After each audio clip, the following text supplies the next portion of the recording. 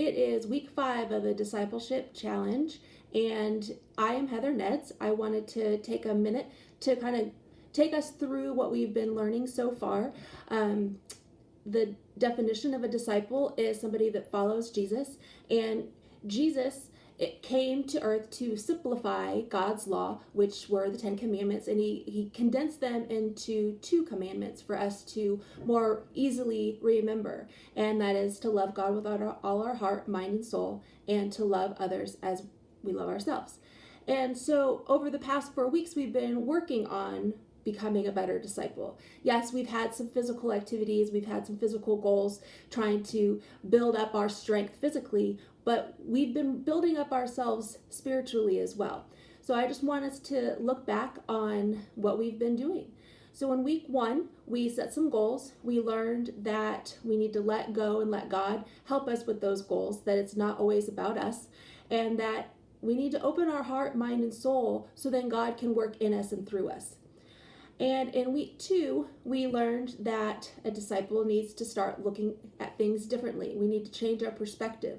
We need to think differently. We need to build up our mental toughness.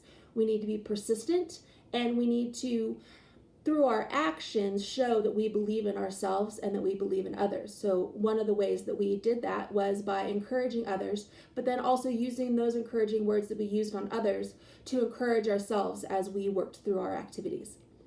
In week 3, we were reminded of God's presence, that He is with us always, that is, He is journeying with us. He's right here all the time and always, and that it is prayer that connects us more deeply to God, because that is our conversation with Him. And so whenever we face an obstacle, whenever there's something that we need to bring it to God. We need to pray, and we need to let Him know what our needs are, and we need to let Him know what we're dealing with. And through our conversation with God, we can work out any obstacles that we have to face. We can get past them. We can learn how to overcome. And then, if that wasn't enough, in week 4, we learned that a disciple doesn't only need to change their mindset and their thinking and their perspective, but a disciple also needs to change their behavior. And whether you notice that you have been changing your behavior, or other people around you have noticed, maybe somebody has said, hey, what are you doing differently? Maybe you're getting better sleep, and so you feel better and more refreshed. Maybe you look younger because of the extra sleep, or because of the physical exercise is building up your body and helping your blood flow more easily or better.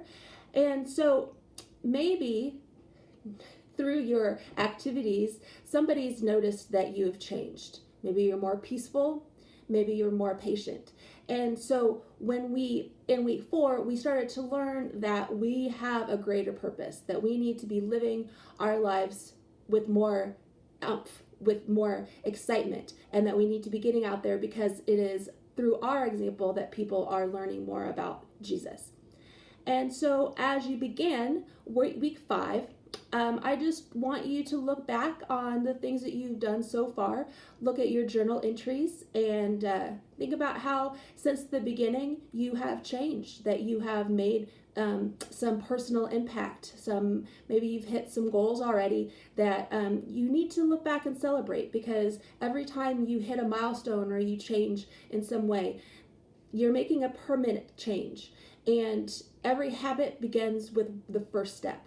And so the idea is that you've been getting out there, you've been doing your physical activities, you've been getting out there, you've been expressing your love for God with all your heart, mind, and soul, and you've been an example of Christ to others. You've also been praying for others and encouraging them. You've been helping yourself build, getting to know yourself better, actually, through these activities, understanding what it is that you're grateful for, recognizing the gifts that God has given you, putting your wants, needs into words and into prayer, so then you're letting God know what it is that you desire. These last few weeks have been really fruitful for me. I hope they've been fruitful for you, and I am excited to start our next week together.